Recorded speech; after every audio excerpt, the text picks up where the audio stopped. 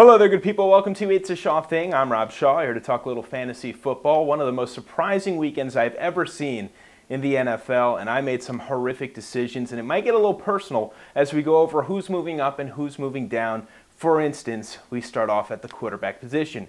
Moving up is a player who sat on my bench despite the fact that he's already put up the best numbers of any quarterback so far this year. His name is Matt Schaub of the Houston Texans. You might know him best by his 392 passing yards, 4 touchdowns, and 1 interception this weekend in a big win over the Cincinnati Bengals. On the road, by the way, I think. So here you go. Matt Schaub, yeah, he's the man. He's fantastic.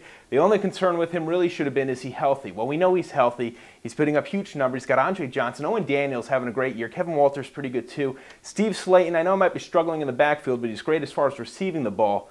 Matt Schaub is legit. You should never bench him. I apologize. My lesson is learned. As far as a player moving down, well, this is the other part. The guy that I started instead of Matt Schaub was none other than Matt Hasselbeck of the Seattle Seahawks. You see, I saw those numbers last week. 4 touchdowns, no interceptions, and I figured, you know what, he's finally healthy. He's got Nate Burleson. He's got TJ Houshmandzadeh. All is well these days, but apparently not, because the Cardinals pretty much shut him out. He went 10 for 29, which would have been a good batting average in baseball, but completion-wise, not very good. He threw 112 yards, got sacked 5 times, so maybe the offensive line is to blame, and he also had an interception. Not good. This was a horrific situation on my part. I regret starting Hasselbeck over Schaub. I learned my lesson, and I promise it will never happen again. By the way, Hasselbeck has a bye this week, and you might as well drop him.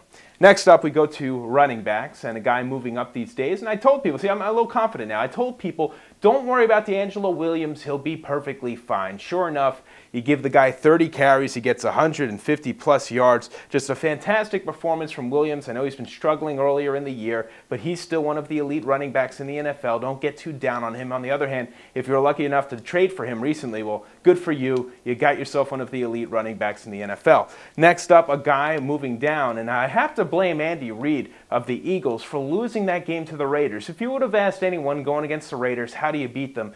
Keep the ball on the ground and let Jamarcus Russell make some mistakes. Well, instead, for whatever reason, the Eagles decided to throw. In the meantime, you look at the 6 times that they gave the ball to Westbrook from the backfield as a running back, and he ended up putting up fine numbers. He ended up getting 50 yards in total, which is about 8 yards per carry. You give him 20 carries. That's over 160 yards. Everyone's happy. The Eagles win.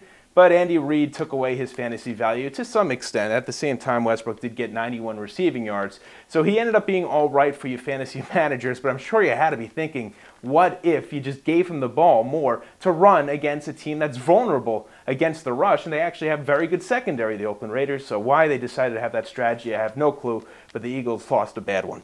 And finally, we move to the wide receiver position, and a guy that I had on my bench because he was going against the New York Giants, Marcus Colston. Maybe it was the fact they only had 33 yards the week before against the New York Jets. Maybe that's why I got all excited and decided to bench him for Nate Burleson. Well, on my bench, he got 8 receptions, 166 yards, and a touchdown.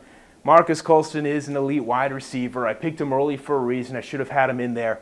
Let that be a lesson to you. Always start Marcus Colston. I understand they spread the ball around. Jeremy Shockey gets some receptions. Finally, Lance Moore got some receptions. But Marcus Colston, you just have to start, because by the end of the year, he's going to average about 70 yards per game, and that's good enough to be a number 1 or even a very good number 2 wide receiver in fantasy football. And finally, a wide receiver moving down, Santana Moss. It's just a mess in Washington right now. As good as he can be, and trust me, he can be pretty good. 1 reception for 42 yards. So why didn't you throw him the ball more? You have to wonder. He is a playmaker. He could put up huge numbers, but just not much consistency. I don't know if it's him that's to blame, or if it's Jason Campbell, or now Jim Zorn for taking out Campbell and putting in Collins, who did absolutely nothing.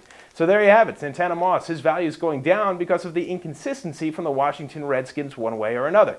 Well, my friends, that's all for now. Tomorrow we'll give you more detail about some of the injuries that were suffered this weekend and what to expect for Week 7 in the NFL.